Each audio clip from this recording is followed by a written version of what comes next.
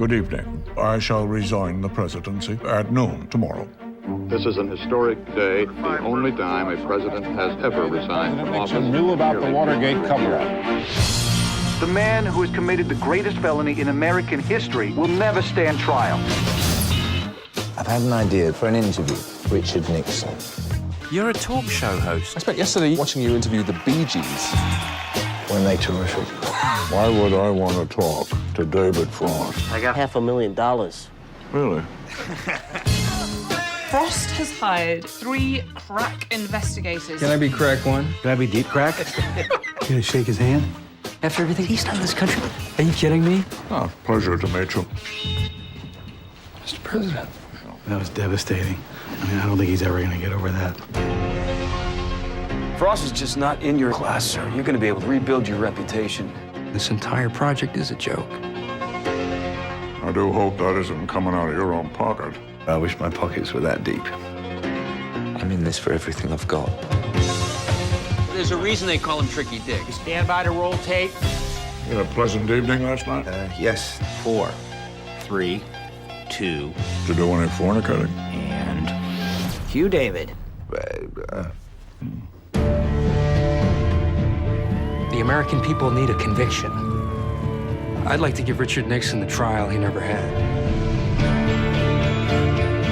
Democracy depends on it.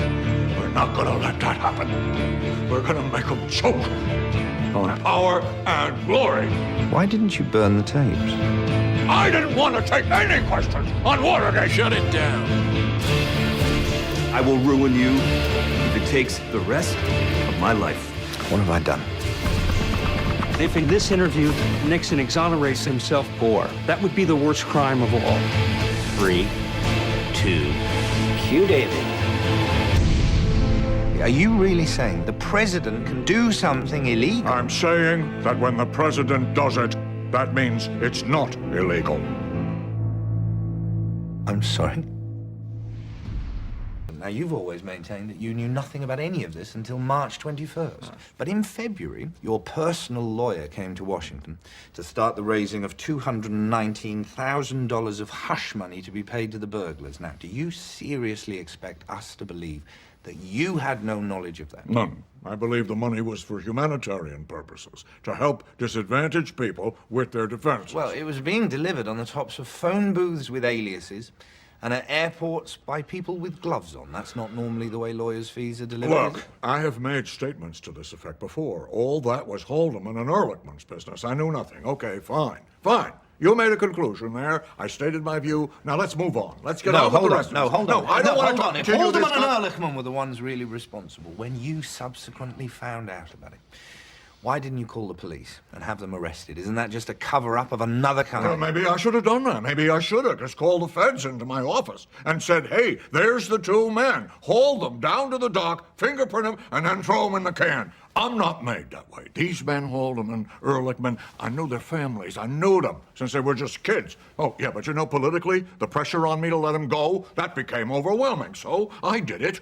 I cut off one arm, then I cut off the other, and I'm not a good butcher. And I have always maintained what they were doing, what we were all doing, was not criminal. Look, when you're in office, you gotta do a lot of things sometimes that are not always, in the strictest sense of the law, legal. But you do them because they're in the greater interests of the nation. Right, wait, just so I understand correctly. Are you really saying that in certain situations, the president can decide whether it's in the best interests of the nation and then do something illegal? I'm saying that when the president does it, that means it's not illegal.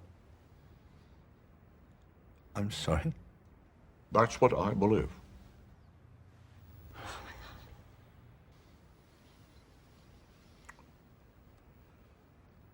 But I realize no one else shares that view. So, in that case, will you accept, then, to clear the air once and for all, that you were part of a cover-up and that you did break the law?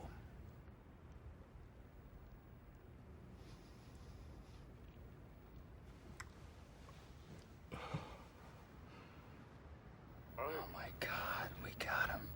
Shit.